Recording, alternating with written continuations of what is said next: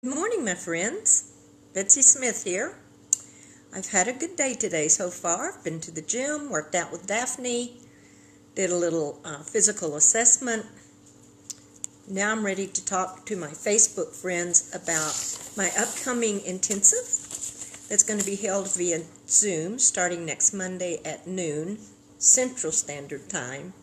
Remember, I live so far west in Florida. I'm on Central Time, not Eastern Time. So the name of my intensive is Feel the Fear and Do It Anyway. 8 self-coaching strategies to use to get the job done. As I told you a couple of days ago, I had this shower epiphany about what's fear got to do with it? Everything. We're afraid for our health. We're afraid for our jobs. We're afraid for our kids. We're afraid for race relations or the lack thereof. It's all about fear. So I've put together this intensive, and I'm going to give you some highlights of the intensive. I'm limiting it to 8, and we will meet 4 Mondays in a row, starting on October 12th, finishing up before Thanksgiving on November 2nd. First thing I want to talk to you about is fear is a part of everyday life. We all experience it. It's natural. It's part of our emotions.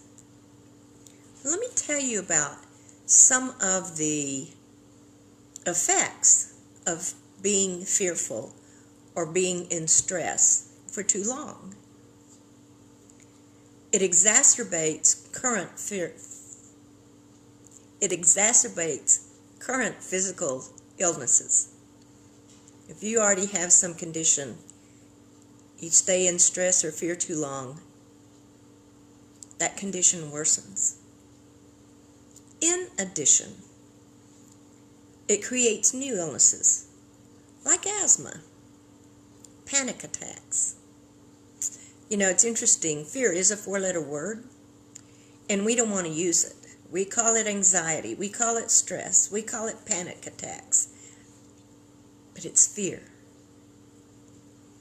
Fear can cause problems with your cardiovascular system. It causes a hormonal reaction in the brain that causes, here are these other 2 words, anxiety and depression. Fear decreases your cognitive function. I don't know about you, but ever since COVID hit, well, I've always had the attention span of a 3-year-old, so kind of hard to tell. But since April, it's harder and harder for me to finish a task, or to start a task. My cognitive function is being affected. Fear causes the inability to make decisions. And as Betsy's rule says, make a decision. The highways were scattered with squirrels who couldn't make a decision. Another thing fear does is it affects our retention and memory. And it causes avoidance and procrastination. I'll do that tomorrow. I don't want to start that because I don't know if this hurricane's going to hit. You know, Hurricane Sally visited us 2 weeks ago, and now Hurricane Delta is on the same path. Stay tuned. That's why I left Pensacola, Florida. And I made the decision to come back, and I'm not sorry I did that. So there you have some of the causes, some of the physical things and emotional things and mental things that fear causes. And I am a certified leadership coach. I understand the benefits of working with a coach. I worked with a coach. I work with a coach now. But in this 4-week intensive, I'm going to teach you self-coaching strategies to deal with fear. I hope you'll join me. There's an Eventbrite coming. I will be sending out a reacquaintance email soon. So I'll know if you guys are still tuned in to Betsy Smith. I'll know who's left me. I'll know how to add to. As I said before, Jack Parkin died 2 years ago on the 29th.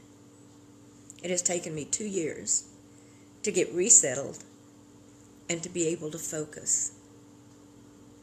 I hope you'll join me an hour and a half each Monday starting October 12th.